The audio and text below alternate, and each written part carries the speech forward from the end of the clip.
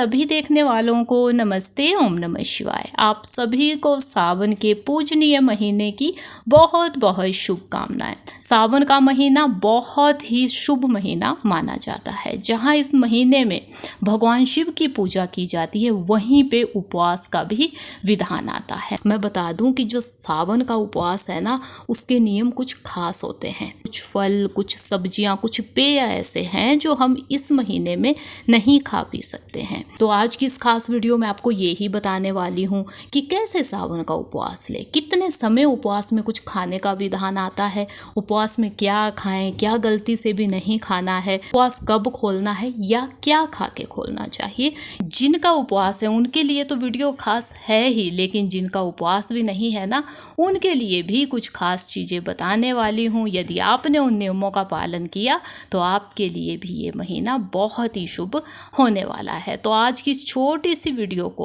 अंत तक देखिएगा ताकि सभी नियम आप अच्छे से जान सके। आइए चलते हैं अब सब कुछ जानने। सबसे पहले जान लेते हैं कि सावन का उपवास कैसे लिया जाता है। बहुत से लोग ऐसे हैं जो इस उपवास में केवल मीठा ही खाते हैं, वहीं पे कुछ लोग ऐसे हैं जो नमक इस उपवास में खा लेते हैं।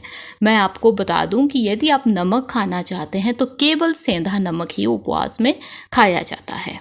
अब कितने समय हम उपवास में खाएं? तो विधान आता है कि उपवास में हमें 2 से 3 समय ही कुछ फल या पेय जो भी आप लेते हैं वो लेना चाहिए। बहुत ज़्यादा उपवास में खाना भी सही नहीं माना जाता है। तो जैसे सुबह की पूजा हो गई, उसके बाद आप कुछ खा सकते हैं, हल्का फुल्का दिन में 1-2 बजे तक ले लीजिए। शाम की पूजा के बाद भी आप कुछ खा सकते हैं। तो ऐसे 2-3 समय हल्का फुल्का खाया जा सकता है। अब सवाल आता है कि उपवास कब खोले, क्या खा के। कुछ लोग शाम को उपवास खोल देते हैं, वो भी नियम में आता है। कुछ लोग अगले दिन सुबह भी उपवास खोलते हैं, तो वैसे भी किया जा सकता है। जब आपको उपवास खोलना है तो ये ध्यान देना है कि सात्विक भोजन ही बनाना है आपको, क्योंकि वो ही शुभ माना जाता है। सात्विक भोजन क्या होता है वो अभी वीडियो में आगे आपको सब कुछ बताऊंगी। तो आइए अब चलते हैं ये जानने कि आपको सावन के उपवास में क्या खाना है, क्या भूल से भी नहीं खाना है। यहाँ तक कि यदि आपका उपवास भी नहीं है तो भी आप अब सभी चीज़ें ध्यान से सुनिएगा। जो चीज़ें मैं बताऊंगी आप भी उन चीज़ों का पालन कीजिएगा, तो आपके लिए भी ये महीना शुभ होने वाला है। तो पहले जान लेते हैं कि कौन सी चीज़ें हमें उपवास में खानी चाहिए। जो सबसे पहली चीज़ है जो सावन के महीने में खानी शुभ मानी जाती है, चाहे आपका उपवास भी नहीं है तो भी आप केवल ये चीज़ भी यदि खाते हैं तो आपके लिए भी ये महीना बहुत शुभ होने वाला है, जिसका नाम है सात्विक भोजन। जी हाँ, यदि आपका उपवास भी नहीं है तो सावन के महीने में आप यदि सात्विक भोजन खाते हैं ना तो बहुत शुभ माना जाता है। सात्विक भोजन होता है जिसमें कोई नॉन वेज ना हो, मतलब जिसमें कोई मीट अंडा ना हो, लहसुन प्याज ना हो, ऐसा ही भोजन शुभ माना जाता है सावन के महीने के लिए। तो यदि उपवास नहीं है तो इतना भी आपने किया तो भी बढ़िया होगा ये महीना आपके लिए।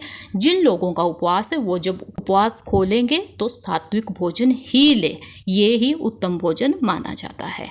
बहुत से लोग ऐसे हैं जो केवल उपवास में फल ही खाते हैं, सबसे शुद्ध उपवास उसे माना जाता है। तो जो मीठे फल हैं उनका सेवन सावन के उपवास में किया जा सकता है। खटास वाले फल खाने से आपको इस उपवास में बचना चाहिए। यहाँ तक कि यदि आप फलों से खुद जूस निकाल सके तो वो भी पिया जा सकता है। जिन लोगों को तो वीकनेस आती है ना उपवास में, उनके लिए बहुत सही है यदि वो फलों का जूस पिए, क्योंकि इससे एकदम से हमें ताकत मिलती है। उसके बाद आप सभी मेवे उपवास में खा सकते हैं। यहाँ भी केवल यही ध्यान देना है कि खटास वाला मेवा खाने से आप बचें। अब यहाँ पे सवाल आता है कि चाय कॉफ़ी पिए या नहीं। तो मैं बता दूं कि चाय कॉफ़ी वैसे तो उपवास में पी जाती है, लोग पी लेते हैं, लेकिन यदि आपको चाय कॉफ़ी पीने से गैस्ट्रिक या एसिडिटी मतलब पेट संबंधी कोई समस्याएं होती है तो इसे पीने से बचें। उसके बाद नाम आता है दूध का। अब मैं बता दूं कि दूध आप पी सकते हैं, लेकिन उबला हुआ यानी कि पका हुआ दूध ही सावन के महीने में हमें पीना चाहिए। या जो पका हुआ दूध है या उबला हुआ दूध है उससे यदि कोई चीज़ें आप बना सकते हैं तो वो भी खाई जा सकती है। इसके साथ साथ ही आप साबूदाना बना के खा सकते हैं, आप मखाना से अनेकों चीज़ें बना सकते हैं, समा या उपवास के चावल आते हैं उससे अनेकों चीज़ें बनाई जा सकती है। यहाँ तक कि बहुत से लोग तो कुट्टू, सिंघाड़ा सिंघाड़े के आटे यानी कि उपवास के आटों से भी अनेकों चीज़ें बना के इस उपवास में खा लेते हैं। यहाँ तक कि आप घिया से अनेकों चीज़ें बना सकते हैं। कद्दू का इस्तेमाल उपवास में किया जाता है। शक्करकंदी आप खा सकते हैं। अरबी या कुछ आलू जिसे कहते हैं उसका इस्तेमाल किया जा सकता है। तो ये अनेकों चीज़ें हैं जो उपवास में खाई जा सकती है। बस आपको यहाँ पे यही ध्यान देना है कि यदि आप उपवास में मीठा खाते हैं तो इन्हें मीठा ही बनाएं। यदि नमक खा लेते हैं तो केवल सेंधा नमक ही उपवास में खाया जाता है, तो उसके साथ भी आप ये चीज़ें बना सकते हो। अब चलते हैं ये जानने कि सावन के उपवास में हमें क्या नहीं खाना है, जो निषेध है। यदि आप इन चीज़ों को खाते हैं तो आपका उपवास भी खंडित हो सकता है, जिसमें पहला नाम आता है तामसिक भोजन का। तामसिक भोजन शुभ दिनों में नहीं खाया जाता है। यदि आपका उपवास भी नहीं है तो भी यदि आप सावन के महीने में तामसिक भोजन नहीं खाते हैं तो भी आपके लिए ये महीना शुभ होने वाला है। तो इस भोजन को खाने से आपको बचना है। तामसिक भोजन होता है जिसमें मीट अंडा भी आता है यानी कि नॉनवेज आता है, लहसुन प्याज आते हैं। आपको ये भोजन बिल्कुल भी नहीं लेना है इन दिनों में। जिनका उपवास है वो जब उपवास खोले तो तामसिक भोजन लेने से बचे, यानी कि यदि एक का उपवास है तो बाकी सदस्य भी ना ले तो सही माना जाता है। यदि मैं फलों में आपको नाम बताऊं तो नाशपाती का फल एक ऐसा फल है जो सावन के उपवास में खाना सही नहीं माना जाता है।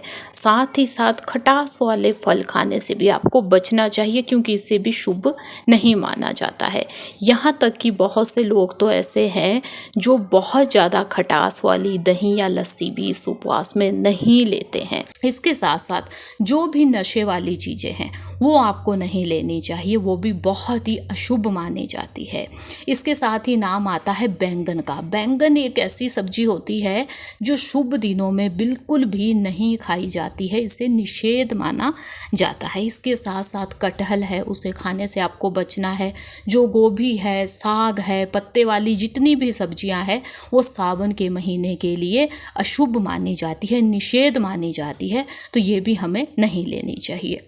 इसके साथ ही जो कच्चा दूध है उसे पीने से आपको बचना है, या कच्चे दूध से जो चीज़ें बनती है उन्हें खाने से बचना है। ये भी सावन के महीने के लिए निषेध माना जाता है, तो इसे तो आप गलती से ना पिए कच्चे दूध को। यहाँ तक कि बहुत से लोग तो जो मूली होती है उसे भी नहीं खाते हैं सावन के उपवास में, तो इसे खाने से भी आपको बचना चाहिए।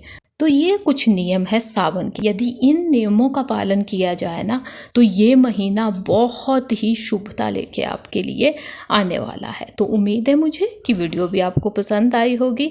यदि वीडियो अच्छी लगी है तो लाइक कीजिएगा। यदि आप चैनल पर नए हैं तो चैनल को सब्सक्राइब कीजिएगा। कमेंट में ज़्यादा ना लिख सके तो ओम नमः शिवाय लिख के जाइएगा। हम मिलेंगे ऐसी किसी नई यूज़फुल यूनिक वीडियो के साथ। तब तक के लिए धन्यवाद। ओम नमः शिवाय।